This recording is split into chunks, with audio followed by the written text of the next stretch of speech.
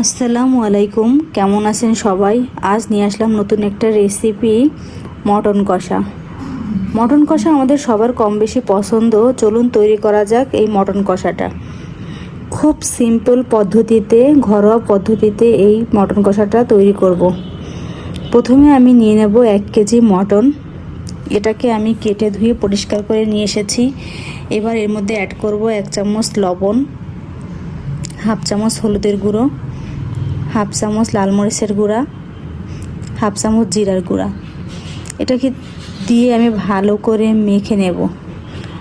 ভালো করে এখানে মাখাতে হবে যেন মাংসের মধ্যে মশলাটা ভালো করে ঢোকে। দিয়ে এটাকে রেস্টে রেখে দেবো 1 ঘন্টা। 1 ঘন্টা পর অন্য একটি পাত্রে আমি নিয়ে নেব হাফ কাপ টক দই এবং মাংসের স্পেশাল মশলা দিয়ে এটাকে মেখে এটাকে পাশে রেখে দেব। অন্য একটি পাত্রে দিয়ে দিলাম রান্নার তেল আর আস্ত কিছু গরম মশলা। এর মধ্যে দিয়ে নেড়ে চেড়ে যখন মশলার একটা ফ্লেভার আসবে তখন দিয়ে দিলাম হাফ কাপ পেঁয়াজ কুচি। পেঁয়াজ কুচিটাকে হালকা করে ভেজে নেব। দিয়ে দিলাম 1 চামচ আদা বাটা, 1 চামচ রসুন বাটা দিয়ে মশলাটাকে কষিয়ে নেব।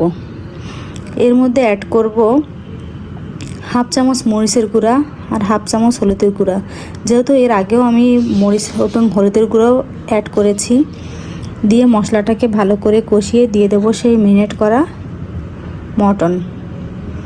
দিয়ে এটাকে ভালো করে কষিয়ে নেব।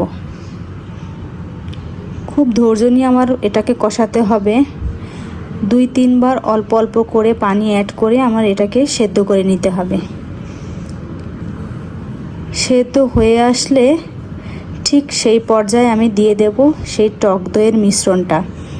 এটাকে দিয়ে ভালো করে নেড়েচেড়ে জাল করতে হবে আরও 15 মিনিট। 15 মিনিট পর যখন ঝোলটা গাঢ় হয়ে আসবে তখন এর মধ্যে অ্যাড করব কিছু গরম মশলার গুঁড়ি আর 4-5টা কাঁচা ঝাল। এটাকে দিয়ে হালকা করে নেড়ে ঝোলটা গাঢ় করে চলে যাব পরিবেশনে। এই মটন কষাটা আপনি খুব সহজেই বাসার উপকরণ দিয়ে তৈরি করতে পারবেন। এটা আপনি চাইলে বাসন্তী পোলাও বা সাদা পোলাও যে কোনো কিছুর সাথেই সার্ভ করতে পারবেন। ভিডিওটা কেমন লেগেছে অবশ্যই কমেন্ট করে জানাবেন। দেখার জন্য অনেক অনেক ধন্যবাদ।